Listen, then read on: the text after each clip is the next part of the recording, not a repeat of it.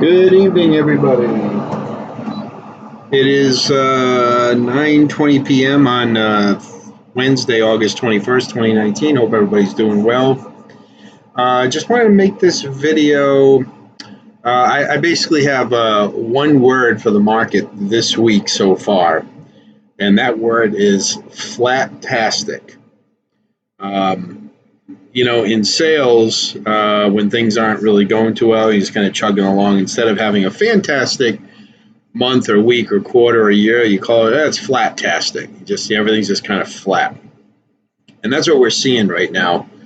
And I just wanted to talk for a few minutes about this because it's one of these weeks where, especially newer traders or impatient traders, anybody that, unless you're a scalper down on the 1 minute or the 5 minute chart, which I would never, ever, ever, ever be and ever recommend, because that's not trading, that's gambling, and you're just basically gambling on noise in the market. So let's put that aside. But for everybody else, this is one of those weeks where, you're sitting there saying, geez, I got my money sitting here and I want to be in the market.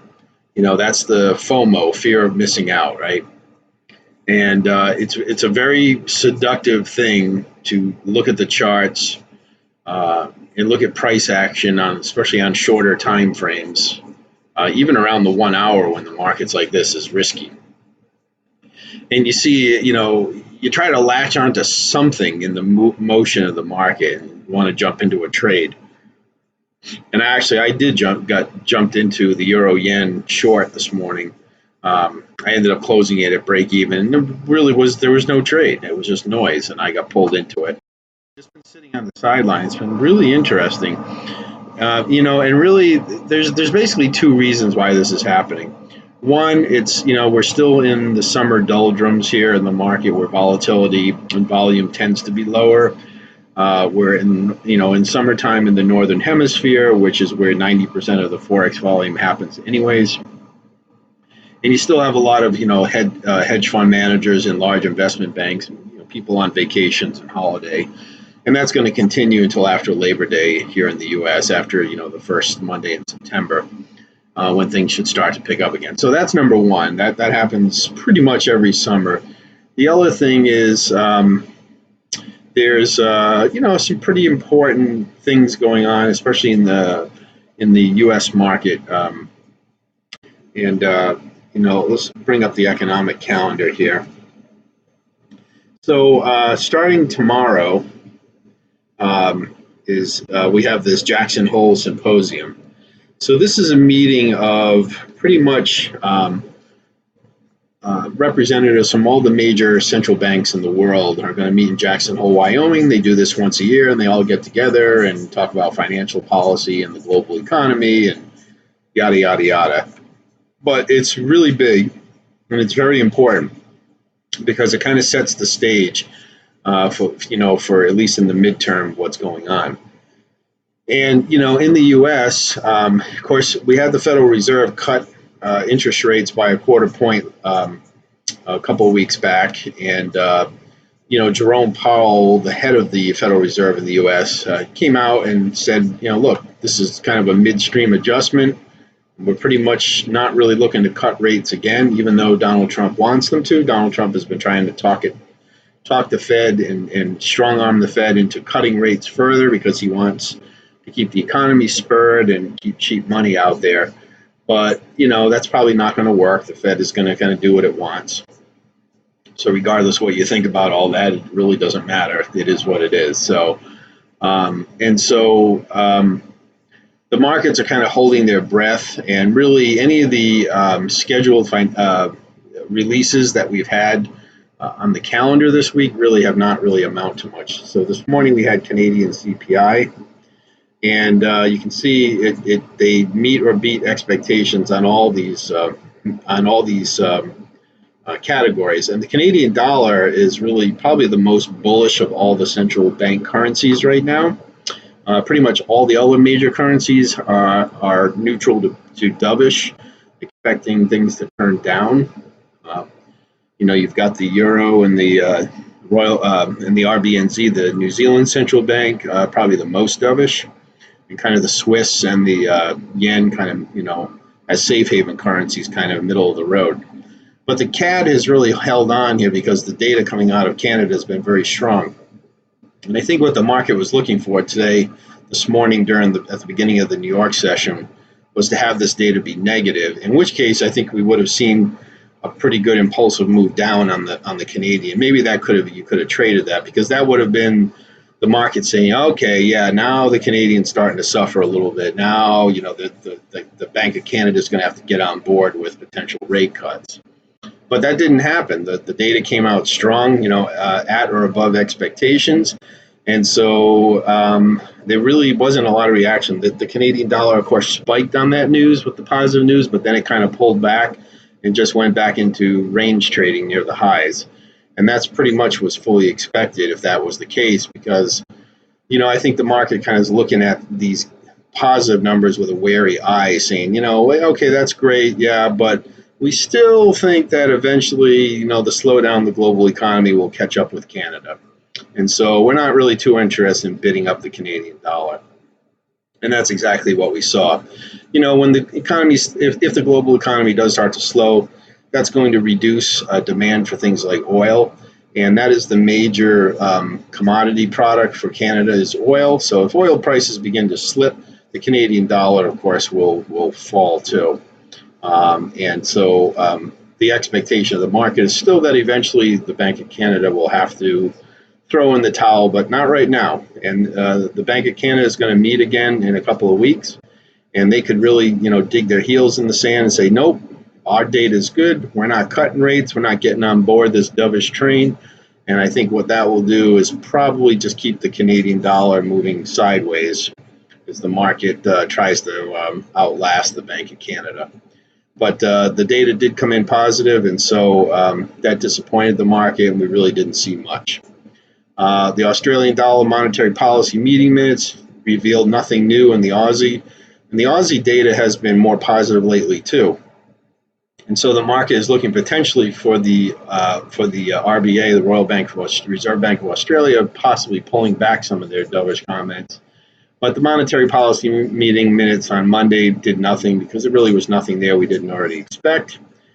The FOMC minutes that came out this afternoon, again, not really big market moving, nothing really new there. The market, again, is holding their breath for the Jackson Hole Symposium. And again, the Fed kind of, reinforced the fact that, the rate cut that they did is kind of just a little adjustment, and that potentially they don't foresee anything else happening unless something major changes. And look, the data out of the U.S. economy is still the strongest, and the U.S. dollar is still the strongest. And the Fed's basically saying that we don't have any really reason to cut. We're not going to just, cut because Donald Trump asked us to. So nothing really big came out of that. Tomorrow we do have some Euro data. We have PMI data coming out of France and Germany, and then the Eurozone a little after that. And this potentially could move the market under ordinary circumstances, but unless these really have big deviations from what's expected here, and they are expecting contraction here, as you can see on the what's expected versus the previous. They are expecting the Eurozone to shrink more. But unless this really, of course, if these numbers are positive, I don't think that's going to do anything to move the euro up. But even if they're negative, unless they're really negative across the board, I don't really think we'll see a lot of movement on the euro, although we could if they're all negative across the board. So it's worth keeping an eye on. But still, I think everybody's going to be kind of holding out for this. And this is going to run right through the weekend. So you got to be a little bit careful, because all these central bank guys and gals are going to be speaking over the weekend, and things may get said that may cause the market to have potentially some significant gaps when the market reopens on Sunday night here in the U.S. So, but Jerome Powell is going to be making an opening speech, and at that point, which is tomorrow, and I'm not exactly sure what time. I have to check on that, but you can go on like forexlive.com and get some of that information. But I think, that's going to set the stage going forward. And the market's been very quiet. We do have retail sales out of New Zealand tomorrow night. And again, they are expecting a contraction. And that's only going to feed into the negativity of the Kiwi if this does end up coming in at these levels or lower. And even if I don't think it'll beat 0.7, but if it comes in better than the 0.1, the Kiwi might rally a little bit, but I think ultimately, as long as it stays under the 0.7, that'll just be an opportunity to short the Kiwi at better levels. And again, we have Canadian retail sales coming in on Friday. They are expecting that to be on the core level, still negative, but better than last month. And the headline number, the month-over-month headline number, is expected to be worse. So again, unless these really come out super negative, if they come out and they meet these numbers or come out green again and beat it, again, expect the Canadian dollar to just kind of sit there and not do a lot. Unless they're really negative, then the Canadian dollar is probably not going to move on this. So, and again, you can see Jackson Hole continues into the weekend. Jerome Powell is going to speak on Friday. And so we'll have to see at 10 o'clock. So we'll have to see what he says. So that's really what the market's been kind of holding its breath for this week. And if we just look at the charts here really quick, you can see I have all my charts set to the 4-hour chart here, but just for the sake of just looking at these ranges, and you can just go through all these, all the yen pairs especially are all just kind of, moving sideways. So, here's the US yen, it's kind of stuck in this range here. Again, this is a 4-hour chart. So, 6 of these candles represents a whole day of trading. So this has pretty much been the whole week right here, down then up, right? Kiwi yen completely flat. Aussie yen completely flat. Euro yen, again, completely flat. Canadian yen, this was the bounce on the positive Canadian news today, and then has stopped and has now been moving sideways. We basically had this candle right here was the one when the CPI came out. You see it bounced, it pulled back, and then went right back to moving sideways along the highs. So pound yen completely flat. And the pound is really based on Brexit, and there's still a lot of mixed feelings about what's going to happen with Brexit. It's still, I think they're still hoping that they can negotiate a better deal with the rest of the Eurozone, but I don't know if that's going to happen. And so the pound, I expect, might get a little pop somewhere, but I expect the pound pairs to continue to the downside at some point. If we look at the U.S. Canadian, again, this was on the news today. This candle right here, when the CPI came out, it popped down, and look, it's come right back up. It's almost back to where it was before that news came out on the positive CPI data. So really, just nothing going on, and this is just one of those weeks, guys, where there's just nothing trending. The only pair that really has moved this week, to be honest with you, is the Aussie Kiwi. So here's the Aussie Kiwi, and you can see this has been trending up, okay? And it's pulling back a little bit here during the Asian session, but this has been up, and really since it broke back above this 200 EMA, it's been moving to the upside, and this is on the back of continued expected weakness in the New Zealand dollar, and the market being a little bit more, having potentially a more favorable outlook of the Aussie, although the Aussie is still fundamentally bearish. But I think the market feels that maybe the RBA is not quite as doesn't need to be quite as bearish as they are. So we have seen the Aussie Kiwi as one of the few pairs that's actually been moving, and it's been just being bid up on these dips, and it's still going up. And if we do go out a little bit on this chart, you can see here on the daily chart, we've broken above the 200 EMA on the daily chart. So this is usually a pretty good sign. You can see we had this move up way back here earlier this year. So this bottomed out here back at the end of March. We moved up, and then we kind of corrected all the way back down, and now we've broken back above again. If we can maintain this, then the Aussie Kiwi fundamentally might be a good pair to trade on pullbacks. Now we have this is the weekly chart. Again, we can see that strong move up, correction down. Now we're heading back. I think at minimum we come back to the 200 EMA again. This is a weekly chart, so this is still a little bit of room to move here in between.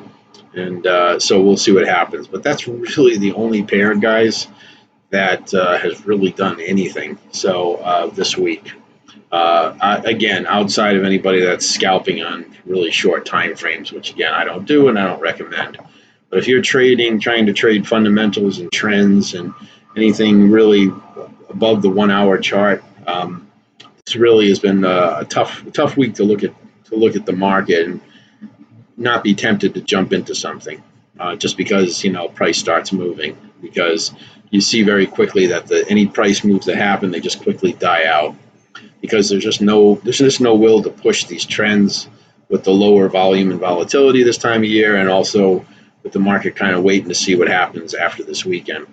But I would suspect that depending on what happens, what some of these central bankers, especially the U.S. Fed guys, say over the weekend, we could potentially see some movement back, get some volatility back into these markets next week.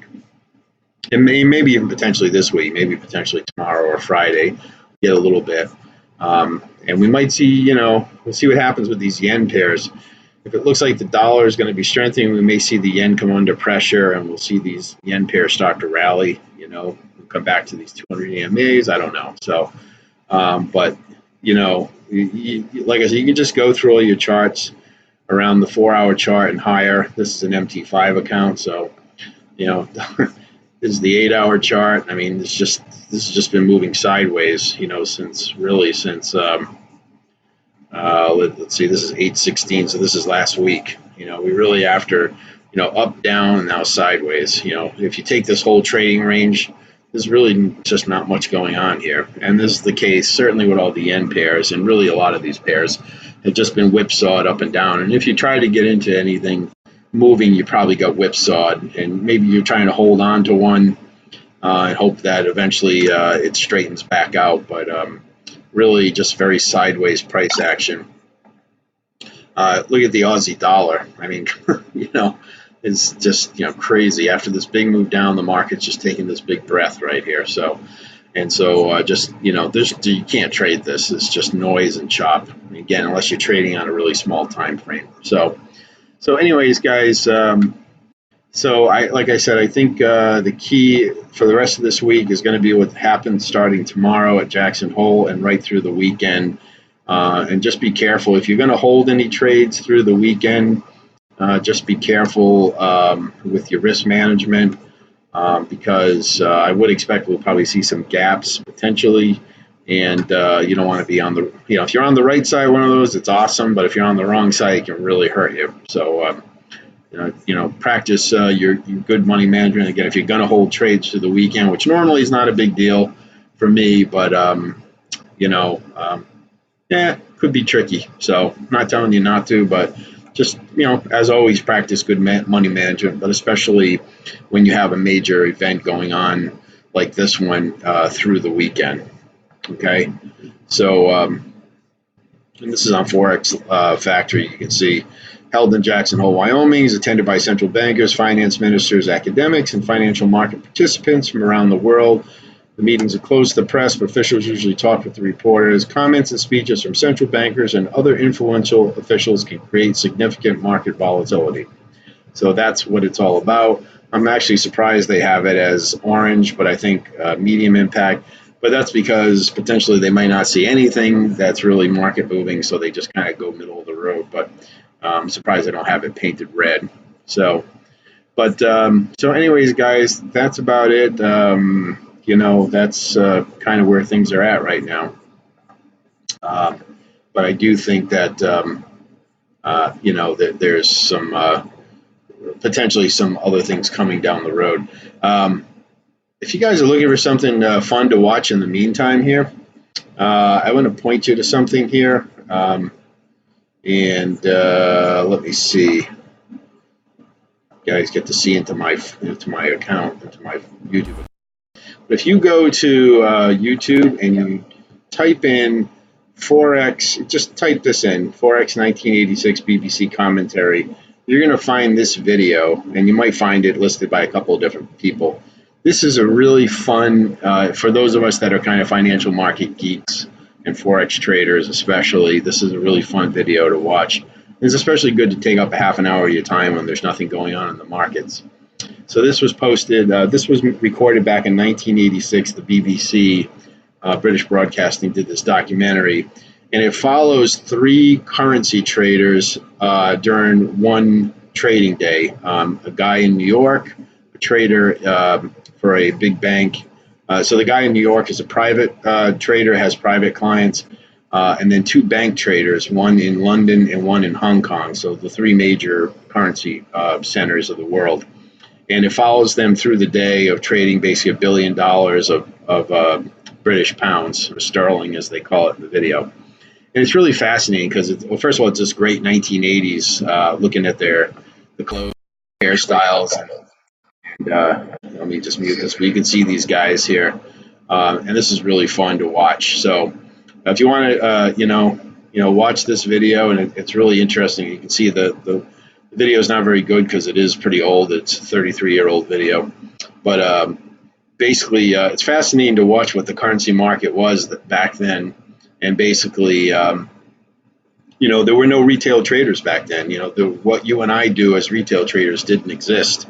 We didn't have, MetaTrader platforms and retail brokerage accounts, and the currency market was dominated by these giant, banks and large private investors like the guy in New York. So if you guys are, you're interested in watching something like this, it's pretty fun. Like I said, for a Forex market geek, it really gives you perspective, and it really lets you appreciate what we have now as private investors and retail Forex investors to go in and be part of what used to be a